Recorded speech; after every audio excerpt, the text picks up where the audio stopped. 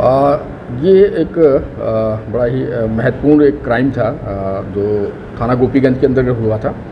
आप सबको याद होगा कि पिछले वर्ष 27 मई को थाना ऊंच क्षेत्र में एक कुएं से एक लड़की की लाश मिली थी, जिसको सीखापुर के श्याम किशोर पांडे ने और उनकी पत्नी ने, उनके परिजनों ने पहचान की थी कि उनकी लड़की है जो पिछले 15 दिवस पहले घर से गायब हुई थी।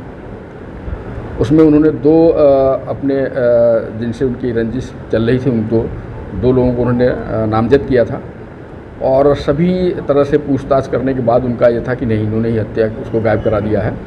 और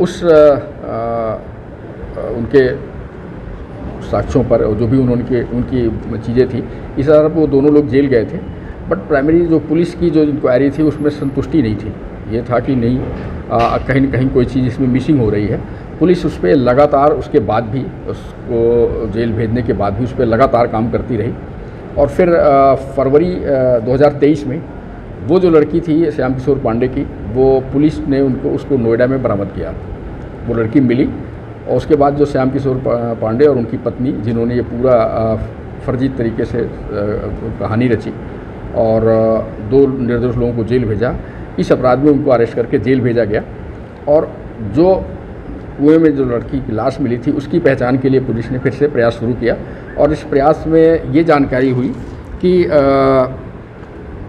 थाना हंडिया क्षेत्र में एक चकिया कोट गांव है, वहाँ पे एक अरविंद कुमार बिंद है, उनकी 14 वर्षीय पुत्री के रूप में उसकी शिनाख्त हुई।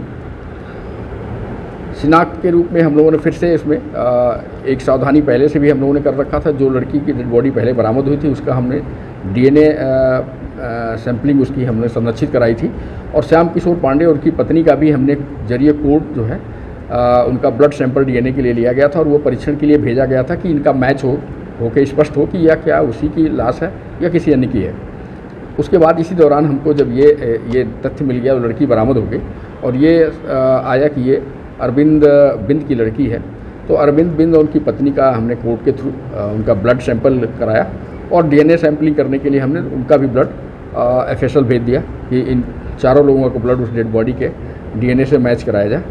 वो DNA रिपोर्ट आ गई जिसमें अरविंद और उनकी पत्नी का उससे मैच हुआ और श्याम किशोर और उनकी पत्नी का उससे मैचिंग नहीं हुई। इस आधार पे ये कहानी पहले हमको, जब हम लोगों ने ये डेड बॉडी की शिनाख्त हुई थी, तभी ये तथ्य हमें प्रकाश में आ गया था कि जो लड़की है 14 वर्षीय लड़की, उस लड़की का कोर्ट के थ्रू उनका ब्लड सैंपल कराया और DNA सैंपलिंग करने के लिए हमने उनका भी ब्लड FSL भेज दिया कि इन चारों लोगों का ब्लड उस डेड बॉडी के DNA से मैच कराया जाए।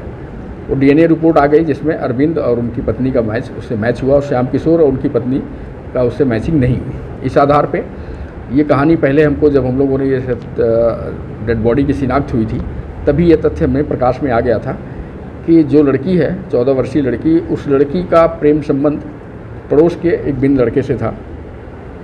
और इस बात को इनके परिजनों को नागवार था।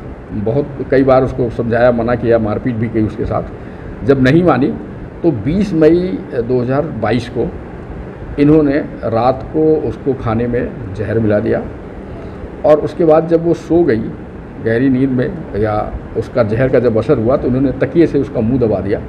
जब उसकी डेथ हो गई, मृत्यु हो गई, तो दोनों बाप बेटों ने पूरे दिन डेड बॉडी को घर में रखे रहे।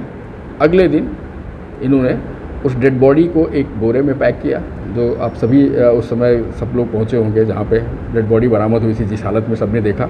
एक बोरे में बंद किया और फिर उसके साथ 2 बोरे रेता और डेड बॉडी को उस दिन ये लोग मोटरसाइकिल पर रख करके जहाँ पे मोहनपुर में डेड बॉडी बरामद हुई है वहाँ लेके गए, क्योंकि ये अरविंद उस तरफ जाता रहता था, उसके रिश्तेदारियाँ थी और वो मछली के लिए तालाब है, जहाँ पे कुआं था वहाँ पे एक तालाब है, मछली मारने के लिए लोग जाते थे। इसे बहुत अच्छी तरह से वो स्थान पता था। तो रात में दोनों बाप बेटा गए और वो तीनों बोरे एक साथ बांध करके कुएँ में डाल दिया और तब से जो है ये शांत हो गए थे। जब ये डेड बॉडी बरामद हुई थी तो जब हम लोगों ने जब इसमें इंक्वायरी करी और जांच पड़ताल इन्वेस्टिगेशन किया, तो ये तथ्य प्रकाश में आया कि जिस लड़के से प्रेम संबंध था, उस लड़का भी मिला। उसने बताया कि हाँ, ये इनकी लड़की थी। और जब डेड बॉडी बरामद हुई तो हम लोगों को शक हुआ कि इनकी लड़की है, लेकिन उस समय चूँकि लोगों ने पहचान कर लिया कि नहीं, वो उनकी बेटी है, तो सब लोग शांत हो गए कि नहीं, ये हो सकता है इनकी बेटी थी। बट अंततोगत्वा हमने इसमें वैज्ञानिक तरीके से इस प्रकरण की विवेचना की, बहुत लंबा टर्न चला। पुलिस ने इसमें अपना पेशेंस नहीं खोया और बहुत ही सूझबूझ के साथ इसमें हमने इन्वेस्टिगेशन करी और आज जो है वैज्ञानिक तथ्यों के आधार पर इसकी शिनाख्त हुई और अरविंद और उसका जो बेटा अमित है, जिन्होंने इस लड़की की हत्या की और हत्या करने के उपरांत इसको 100 को जो है छुपाया, उसमें हमने आज उनकी अरेस्टिंग की है और अरेस्टिंग करने के बाद साक्ष्यों के आधार पर उनको जेल भेज रहे हैं।